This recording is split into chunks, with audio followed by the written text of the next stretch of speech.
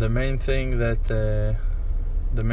we're doing in this world is that we are opening a path for the rest of the world, that every person in his journey is carving a way for other people who are attached to him, who are inspired by him, that are affected by him, that are in touch with him, that are connected to him, to rise and to shine to places of development. They see you even when you don't see them, and they see in you even if you cannot recognize what there is to see. Yesterday night I had a very deep conversation with my wife. I'm very grateful for, and thanks to heaven. And I explained to her about some qualities that she has, some wonderful traits that she carries along the way, and for her, that's her, like, that's life, that's me, but you don't recognize, you find it hard to see and to understand how great is the impact and the effect that it causes in different people who are surrounding you, who are enjoying your qualities. And every one of us, he is such a precious soul, and we're godly beings. We are holding the light and the shine of the Creator, and we're distributing this light without even knowing, just by saying Shalom Aleichem, just by saying hello, just by being nice. The aura, the spirit, the shine, the light of a person is something way greater than his body, than his physical body. Think about it. If someone asks you who you are, and you tell him, oh, my name is Kim, my name is Zia. So is that it? You are Kim, that's who you are? Like we can understand that that's who you are? No. Kim is also a person that likes to drink Earl Grey tea, and when he drinks his Earl Grey tea, so he rather to drink with 1 spoon of sugar and not 2, and he likes to wait a little bit before he drinks that tea, that he's gonna chill, that it's gonna get a little bit colder, because when he drinks that tea, so if it's too hot, so he's not enjoying it, so he usually makes that tea and put it on the counter for a couple of minutes, and then he takes that cup of tea and go, and he rather to take that bench that he had and to sit in front of the woods, in front of the forest, but sometimes it's too chill. There is a whole life story about a person that is way more than his name, but really his name contains it all, because that's Kim. Really, that is Kim, and all the tail and all the wagons that are coming with Kim.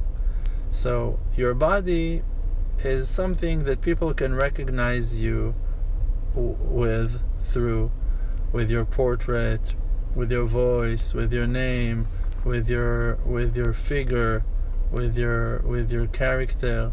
But really, you are way greater than that. You are who you are. And like I said many times, when you ask the Creator, who are you?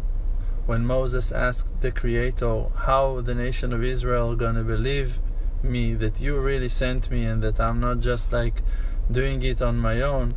So the Creator, Hashem, told him, tell them, Ehyeh asher ehyeh, the one that I am sent me to you. That is the simple answer of the Creator when you ask him, how will they believe in me? So Hashem, give me an evidence for your goodness, that I'll tell them that you are with me. Who are you for me to tell them? So Hashem is telling him, I am the one that I am. So that is the answer of the Creator to the question, who are you? I am the one that I am. And if I'll ask each and every one of you, who are you? You cannot just answer, oh, my name is Kim. No, my name is Uzia. No, I am the one that I am. I am that one that likes to put my cup of tea for a couple of minutes before I'm drinking it. I am that one that rather to sit on that bench and not on another one. I'm that one that when he leans, he rather to take off his sandals or his flippy floppies before he leans back. And every single detail in your character, I'm that one that likes those jokes. I'm that one that does laugh on those issues. I'm that one that is very sensitive on those things, and I can be very hard on others. All those traits, all those inner qualities and descriptions of your spirit is your real being, and it's being reflected spiritually in every step of the way, even when you don't know. For an example, when you go and you walk in the street and you think about something, your thoughts, they leave a trail. Another person that is crossing your path run just to his own errands without even noticing you, and he's crossing that trail that you left behind you with your thoughts, with your hopes, with your prayers. And that is the reason why that person, while crossing your path, suddenly will have positive thoughts in his life. Suddenly he's going to wake up and going to say to himself, hey, it wasn't right what that I did today. I was not supposed to say those things. Maybe I'm going to fix it. And then he takes out and make that phone conversation to his friend and apologize to him and tell him, listen, I was not sensitive enough. I was wrong. I mistreated you. I disrespected you. It was awful. And you don't see the connection. But the Creator above, He looks on all this wonderful, wonderful creation and making it all synchronized in a great way, that all the beauty is affecting the rest of the picture to bloom and to shine and to be healed by it. And I'll tell you something that my wife and we spoke about as well yesterday night. Think about some water source, a lake, a pond, something like that, and there's a drop of water, one drop of rain that is falling into the center of that lake. And you know that if you look with a microscope or with a great camera, a very powerful lens of camera, you're going to see that that drop of water, after it sank water, another that water is jumping back up above the water, and that water that is smaller than the first drop that hit the pond is falling again into the same central point, into the pond. And after it sinks into the water, into the pond, so it's jumping up back again, less than half the size of the second drop that fell. And over it's getting smaller and smaller, but that quality, that pattern of a drop of water that is getting into the pond and then jumping back up never ends. The strongest, the biggest camera can recognize that process is continuing over and over endless times. The drop is getting smaller and smaller and smaller and smaller, but every time, each and every time, it jumps into the water and sinks inside the water, and then a smaller portion of it jumps above the water and falling again into the water. And it's continuing like that eternally. It never ends. And that with every single drop of water that is down to the pond. And in the same time that amazing thing is happening, so small waves, circles, are starting to be created around that drop, and those circles are expanding and growing and expanding and growing, till they reach such far distance that for us we cannot see those small tiny waves anymore, and for us it seems like the water are flat over there. But if you go deep into the water, and you see with that great camera, with that very powerful lens, you're gonna see that the waves are never ending, and they will never end. Even though they're getting smaller and smaller with the distance, they never end. That's how you see infinity. That's how you see eternity. That's how you see the Creator inside creation, that He's never ending, that He never stops. Now, think about 2 drops that are falling down to the pond, and when the circles are hitting each other, and that drop is keep on rising and going up and down and up and down and getting smaller and smaller, their circles, those rings of tiny waves of water, are hitting each other and crossing each other and meeting each other, and they will continue meeting and reaching each other eternally, forever. They're never gonna stop, because every wave is bringing another wave, and every wave is hitting the next, and every ring is touching and kissing the next one, and the next one is meeting and hugging the next, and they're being attached and being united, and those 2 drops will never finish their attachment. Every single detail in our creation is eternal, is endless, is infinite.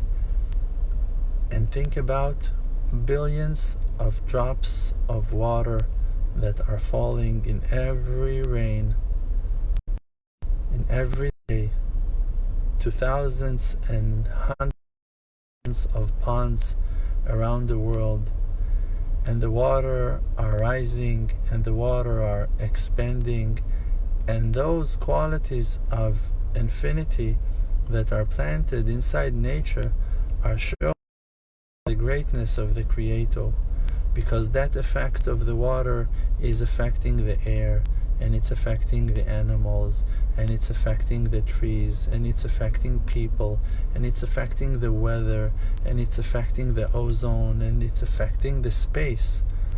And even though that it's looked like a small effect, in the bottom line, it is all one.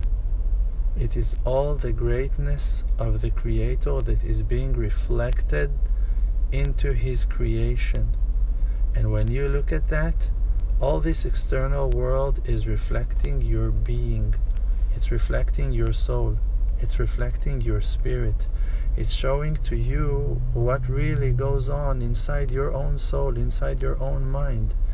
Every single drop that you see that is falling to that pond is representing and reflecting a certain feeling, a certain emotion, a certain connection, a certain combination, a certain movement inside your own spirit and soul that is now being reflected, means being covered in a certain outfit and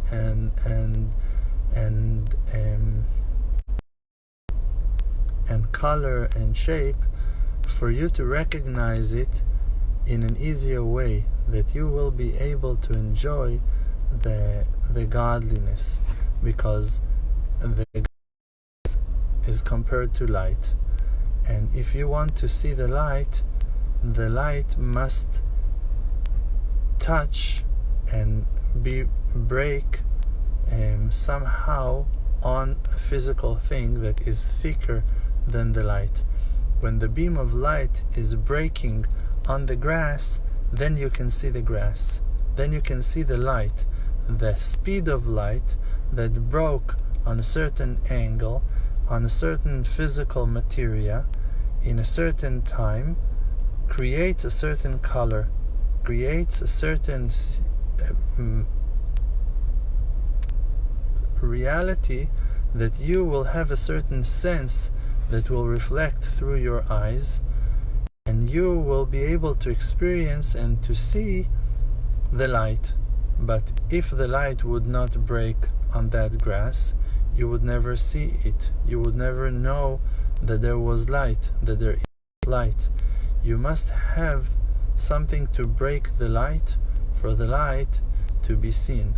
So the Creator, even though that He is the greatest, and even though that He holds everything inside of Him, He was not able to reveal His goodness to His creations until He created the physical world.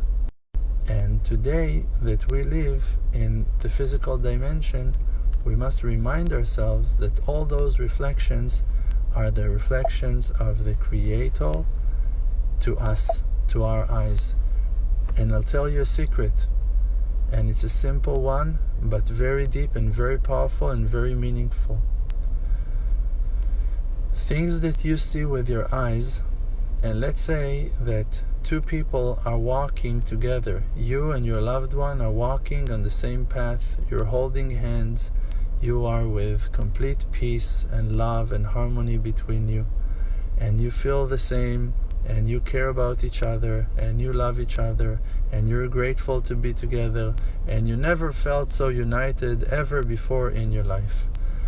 And you look at something, let's say a big tree, an oak that is standing in front of you, and you're both impressed by that tree, and you're saying, wow, can you see that amazing tree? And your spouse is answering, yes, fantastic, beautiful tree, never seen a tree so beautiful and great and lovely as that tree in my life. And both of you are sharing the same feelings in your mind, because in reality you are experiencing a 100% different experience, because you see this world through your own eyes, and you are interpreting those things with your own minds, and no one else in the world has your eyes and your mind and your heart and your life experience. And no one in the world can recognize and understand and feel what that you feel. But the Creator is so perfect that He makes combination, that He is able to mate and to connect and to bless two complete different worlds to become one. He makes those rings kiss and hug and connect with each other in an endless way that will never end. But those are two different drops, two different life stories, with two different life experiences, with two different missions that are experiencing a whole different life. And when you are looking at life and understanding that you have your own life experience, that something is happening with you inside, that the Creator lives inside of you, that the Creator is talking to you and sharing with you His thoughts and explaining to you His ideas and revealing to you and reflecting to you all the light that He decides to share through the trees, through the ponds, through the conversations, through the life experiences that you're experiencing and going through in life. You are realizing that you and Him are one, and that there is nothing except for that unity, nothing except of that oneness, nothing except of His endless light that is just being reflected in so many beautiful angles and shapes and forms. The main thing that every person should do on earth is to love and to care and to respect, because the loving kindness of the Creator is being reflected through all angles in 360 degrees, surrounding us from outside and revealing itself to us from within. And we are those chosen ones that the Creator chose us. And you should believe in yourself to recognize your true self, to believe in yourself, to recognize what the Creator is doing with you while He is revealing and reflecting His infinite light to you from within and through the coverings of the external world that is surrounding you. He's talking to you, and He opens the world to you only through your eyes, only to your heart, only through the vessels of your mind, only for you to know Him in all your ways, in all the paths of your life, for you to recognize His godliness and His beauty in an endless, never-ending path and way of growth and developing. And a person that has that faith and is able to recognize this precious supervision of the Creator in his life, he can cross from this world to the world to come and to live eternal life even while he is still dressed in his physical body. And physicality will not pull him down, will not drag him down, just will be for him a tool to use for those wonderful lessons to take place and for this amazing spiritual experience to be expressed in his life. We must believe in our qualities.